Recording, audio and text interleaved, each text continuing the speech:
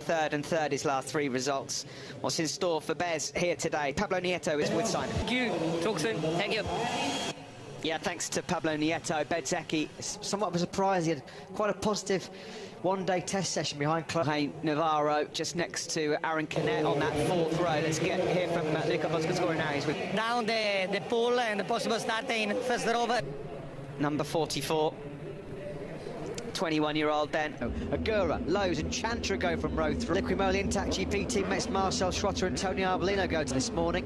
Hector Gartho, Happy Cyrene and Albert the Balsator's incredible save at turn 5 on Friday goes from row 9. Pierski there in 31st. Well, last time out in Mugello 7 days ago, we had a cracking Italian Grand Prix.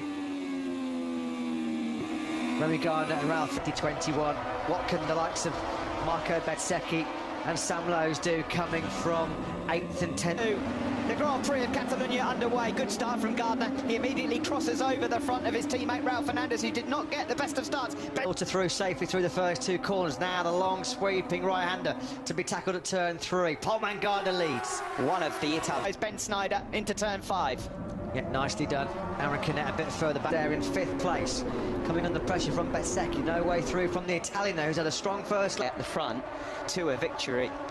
Well, we saw he did in Portugal, didn't he, sir? Ben Schneider in 3rd, Vierge 4th after a good first lap, Fernandez there in 5th, Bezzecchi's your top. Warm up the American.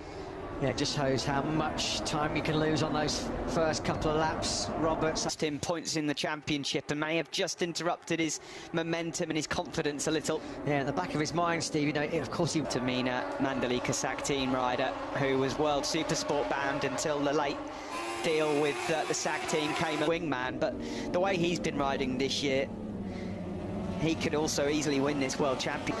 Thinking about a move there on fellow Spanish rider Augusto Fernandez in the battle for 6th, just behind. Slightly quicker by about a 10th of a second.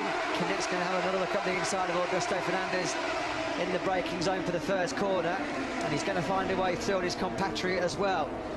Eases up the weekend for Lowe's to pick up his pace and find the rhythm of the top 3 men. That's exactly how it's playing. I don't think they're listening to you, Matt, unfortunately, because Canet's just gone back through on Fernandez again into turn 10. There doesn't look to be a huge gap between them, though. No, not at all. That's how close the gap is here in Barcelona. You just wonder whether Gardner's experience might pay dividends late on here. And Aaron Canet exchanging positions once more for 6th. Reel them in while they've been dicing it out, so they've got problems coming from the Japanese. Been overshadowed by Ralph Fernandez, but he shouldn't be going without any mention on the screen. Where has Aaron Canet gone? He's gone down. That's where he's gone. He's crashed at turn 5. The exchange and battle with Augusto Fernandez. Just exceeding track limits slightly there was Raul Fernandez on the fast right-handers. Antonio, so starting to find some rhythm now. Yeah, 1.4 seconds adrift of Ayagura. He's got plenty of time to reel in the Japanese man. We're only on laps. Mires, another Spaniard that's gone out of this Grand Prix. Oh, Ben Snyder doing well, hanging on in there for 3rd ahead of Xavi Vierge. Vierge would dearly love a podium to end this barren run that he's been on. The 24-year-old from Sam Lowe's at 44.2. That's 3/10 quicker than the 2 guys out front. Yeah, the problem is Sam Lowe's I'd have a battle with the Spaniard, a bit like Canet was doing. Marco Bezzecchi, it seems, is MotoGP banned as well as Remy Gardner for 20. Fernandez will certainly be getting a good close look here at Gardner to analyse his strengths and weaknesses. Ben Schneider hanging in there as well. He can't slack at mid-144s, but he just cannot break under 1.2 seconds to the rookie ahead of him. Really impressed with Ben Snyder so far. Yeah. In a couple of weeks' time, when was the last time there was a podium finisher from Holland in the Intermediate World Championship? Wilco Stroll. Before then moving over to NTSRW Racing. This is his first shout on attacking Remy Gardner down in the braking zone for turn 1. Fernandez makes his move. Now then Gardner can have their Moto2 career. Some big names have tried as well to crack it on a Petronas Sprinter racing machine. Pesini, Folger in the past. The thing is, and he's on course for it as well. Still a long way to go. 9 laps and a couple of corners. He's not out of those having a good race. Sam Lowe's will be ruining his qualifying position because again he's still lapping quicker than the leading quintet. Do with adding some silverware to the cabinet this weekend? Well, you never know, Matt. Stranger things have happened in the Grand Prix World Championship. Things can turn so. Fernandez, and that's it. So you've got to give credit to Fernandez for keeping the Japanese man at bay. He himself is having to dig deep for mid-144s. Time's right, because at the moment Raul Fernandez, despite leading, he cannot shake off Remy Gardner. Here comes Xavi Vieque then, up the inside of Bo Ben Snyder, and he moves up into third place.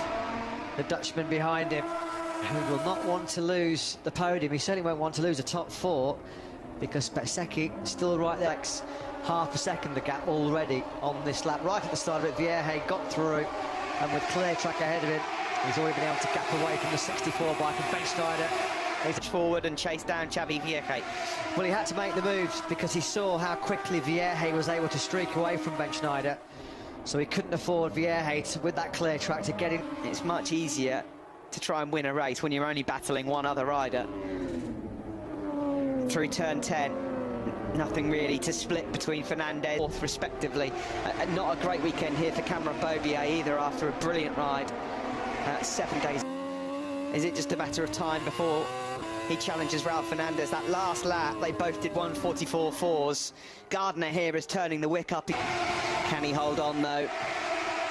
Or is it just a matter of time before Remy Gardner pounces position? Track limits warning now for Raul Fernandez as well. The race leader, still 4 laps to go. A couple of ex-Moto3 rivals fighting there. He was never Fernandez, doesn't he? Is he going to try and make the move now with 3 laps to go in the slipstream of the number 25? Perfect in the... Yeah, he's all for him, but whenever he's needed to just make sure he brings it home, thinks about the championship, thinks Gardner. Oh dear, that doesn't look good, does it? Another brute. Oh, that was... Because he was Moved his hand a little bit early, and Gardner was able to judge this one to perfection. Campaigner in this one, it just looked like he had left a little bit, and then He is the favourite for this Moto2 World Championship. yeah, you wouldn't argue on those tough bikes, and look at him on that machine now with a good team and good bike under him. How often everything that's coming his way, and MotoGP contract in his pocket, and back-to-back victories. His head down and put a lot of load into his tyres, and Remy just took advantage when he needed to, so very clever, and 2 wins on the bounce. He's a really affable rider, isn't he, as we